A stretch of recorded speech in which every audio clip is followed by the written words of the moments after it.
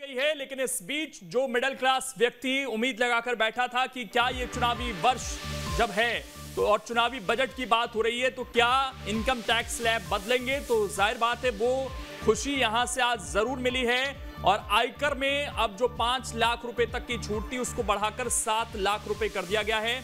जो पहले tax slab थे वो 6 थे, अब वो घटकर 5 कर दिए गए हैं। अब जो स्लैब है उसमें भी बदलाव हो गया है और 3 लाख रुपए तक की जो इनकम है वो पूरी तरीके से अब खत्म कर दी गई है। पहले ये 2.5 लाख थी।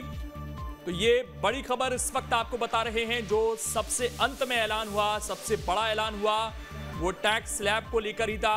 और जाहिर बात है इससे शेयर बाजार भी फिलहाल ऊपर जाता हुआ दिख रहा है। बाकी इसमें तमाम वर्गों के लिए कुछ ना कुछ सरकार लाने की कोशिश की है इस बजट के जरिए।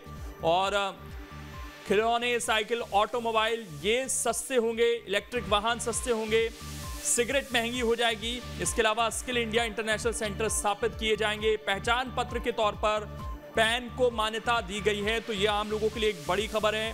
पीएम आवास योजना के खर्च को 66% बढ़ाया जाएगा, ये निर्मला सीतारमण की तरफ से कहा गया। स्टार्टअप के लिए कृषि फंड बनेगा और कृषि से जुड़े जो स्टार्टअप हैं उनको सरकार बढ़ावा देना चाहती है। रेलवे पर 2.4 लाख करोड़ खर्च होंगे। 47 लाख युवाओं को 3 साल तक के लिए चीजें। एमएसएमई सेक्टर में ब्याज पर 1% की छूट दी गई है। तो एमएसएमई के लिए भी यहां से कई बड़े ऐलान हुए। पीएम कौशल विकास योजना 4.0 लॉन्च होगी। ये बड़े ऐलान जो इस बजट के जरिए किए गए हैं वित्त मंत्री निर्मला सीतारमण की तरफ से।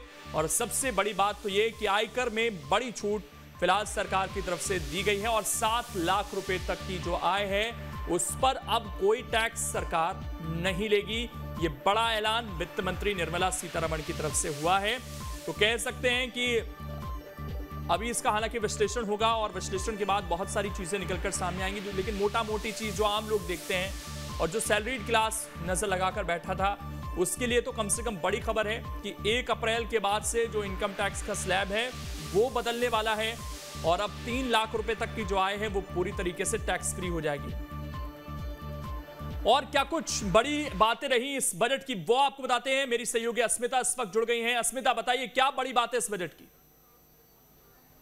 बिल्कुल, कहीं ना कहीं आज बहुत बड़ा दिन है और सबसे बड़ा दिन आज टैक्स पेयर्स के लिए, सैलरीड क्लास के लिए और जो मिडिल क्लास लोग हैं, क्योंकि टकटकी लगाए बैठे हुए थे। भाषण में सबसे बड़ी बात कही गई है, टैक्स स्लैब में बदलाव किया गया है और साथ ही साथ आपको बताते हैं कि 7 लाख तक की आय पर टैक्स नहीं।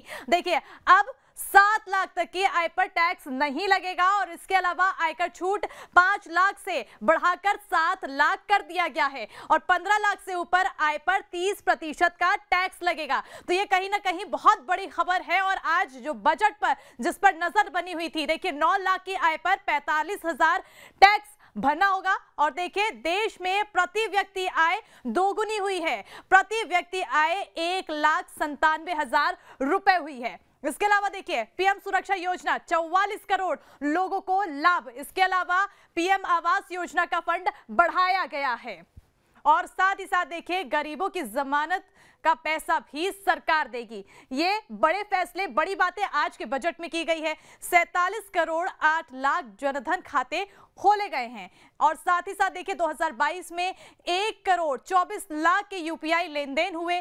मुफ्त अन्न योजना अगले 1 साल तक। साथ ही साथ ये बड़ी और बहुत ज्यादा बड़ी बातें हैं, जहां 9 करोड़ 6 लाख लोगों को मुफ्त रसोई गैस कनेक्शन दिए हैं और इसके अलावा 80 करोड़ लोगों को 28 महीने तक मुफ्त राशन। वहीं गरीबों की खाद्य सुरक्षा सुनिश्चित की गई है और साथ ही साथ 20 लाख करोड़ कृषि ऋण देने का लक्ष्य रखा गया है। कृषि उत्पादों के लिए स्टोर बढ़ाए जाएंगे और साथ ही साथ मिलेट्स के लिए राष्ट्रीय संस्थान खुलेगा।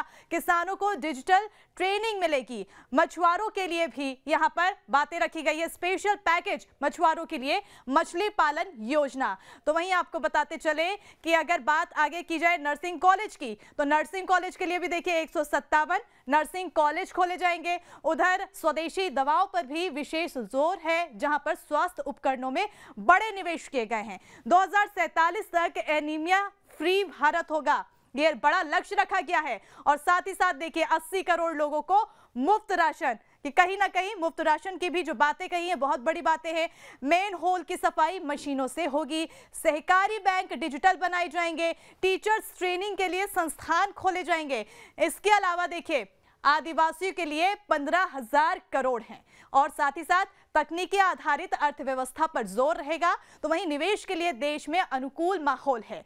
ग्रीन ग्रोथ की अगर बात की जाए तो ग्रीन ग्रोथ की तरफ बढ़ाना ये मकसद तय किया गया है। रोजगार पैदा करने पर सरकार का जोर रहा है और इसी के तहत किसानों को डिजिटल ट्रेनिंग मिलने की बात भी कही गई है। स्टार्टअप की भी बात देखिए, स्टार्टअप की अगर बात की जाए, किसानों के अलावा अगर हम स्टार्टअप की बात करें, क्योंकि आत्मनिर्भर भारत की बात कही जाती है, तो स्टार्टअप के लिए भी कृषि निधि बनाई गई है। और इसके अलावा देखिए छोटे किसानों के लिए बेहतर काम किए, ईपीएफओ की संख्या दोगुनी हुई है, पिछड़ा वर्ग के लिए खास योजना, कलाकारों के लिए भी पीएम विश्वकर्मा कौशल सम्मान, युवाओं के लिए। तो वहीं डिजिटल लाइब्रेरी, आदिवासी के लिए 15,000 करोड़ का पैकेज की बात कही गई है इस बजट भाषण में। किसानों को मॉडर्न खेती के लिए भी ट्रेनिंग, देखिए कहीं ना कहीं किसानों के लिए भी यहां पर अहम फैसले लिए गए हैं। तो वहीं पीएम आवास योजना का खर्च 66% बढ़ा है। इसके अलावा अगर देखें तो कर्नाटक को सूखे के लिए 5300 करोड़।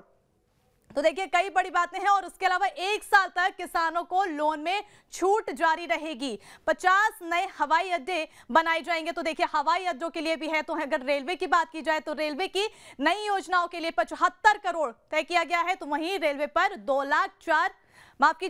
2 करोड़ 4 लाख का खर्च होगा। इसके अलावा रेलवे के लिए 3 लाख करोड़ 4,000 का बजट है। केवाईसी प्रक्रिया को आसान भी किया जाएगा और साथ ही साथ पहचान पत्र के तौर पर पैन मान्य होगा। और अगर बात की जाए डिजी लॉकर की, तो डिजी लॉकर को बढ़ावा मिलने की बात कही गई है इस बजट भाषण में। और वहीं 5G के लिए 100 नए लैब बनेंगे। और इसके अलावा देखिए नेशनल डिजिटल लाइब्रेरी खोली जाएगी। ये भी कहीं ना कहीं डिजिटलाइजेशन को जिस तरह से आगे बढ़ावा दिया जा रहा है उस पर फोकस। 5G ऐप विकसित करने के लिए 100 लैब बनाए जाएंगे। इसके अलावा देखिए एनर्जी सिक्योरिटी के लिए 35,000 करोड़, साथ ही साथ हाइड्रोजन मिशन के लिए 1 करोड़ 97,100 करोड़ के ये तय किया गया है सीमा। वहीं एमएसएमई सेक्टर के लिए विशेष पैकेज की तैयारी की गई है। आपको बता दें कि 47 लाख युवाओं को कौशल विकास की ट्रेनिंग दी जाएगी। तो वहीं पीएम कौशल विकास 4.0 लॉन्च होगी। ये बड़ी और अहम ये पॉइंट्स हैं जो अपने भाषण के दौरान वित्त मंत्री द्वारा कहे गए हैं। रोजगार की ट्रेनिंग के लिए 30 केंद्र बनाए जाएंगे। 47 लाख युवाओं को 3 साल तक भत्ता दिया जाएगा। तो देखिए और इसके अलावा 2 लाख तक की बचत पर ब्याज बढ़ा है। वहीं महिलाओं के लिए भी यहाँ पर विशेष ध्यान दिया गया है, जहां महिलाओं के लिए बचत पर ब्याज बढ़ा है। महिला सम्मान वचन पत्र योजना शुरू की जाएगी। 2 लाख तक की बचत पर 7.5% ब्याज मिलेगा। और इसके अलावा देखिए मोबाइल फोन वगैरह भी सस्ते हुए हैं। कई चीजें हैं, कई सामान है जो सस्ती हुई है। मासिक आय खाता स्कीम की सीमा 4.5 से 9 लाख हुई है। साथ ही साथ बुजुर्गों की वचन योजना की सीमा भी 15 से 30 लाख। खिलौने साइकिल आयातित हैं और साथ ही साथ आयातित ऑटोमोबाइल सस्ते हुए हैं। कुछ मोबाइल फोन, कैमरे, लेंस सस्ते हुए हैं। चुनिंदा चीजों पर 13% सीमा शुल्क है। और वहीं इलेक्ट्रिक वाहन, देसी मोबाइल सस्ते होंगे। इसके अलावा देखिए विदेशी इलेक्ट्रिक चिमनी महंगी हो जाएगी। कुछ चीजें हैं जो सस्ती हुई हैं, कुछ चीजें हैं जो महंगी होगी। टीवी भी सस्ती हुई है। आपको बताते चले कि अब आने वाले समय में आप सस्ते दामों में टीवी खरीद सकेंगे। तो ये कुछ बड़ी बातें हैं जो अपने बजट के दौरान वित्त मंत्री द्वारा कही गई है और कहीं ना कहीं सबसे बड़ी राहत टैक्स पेयर्स के लिए है। Over to you Lokendra.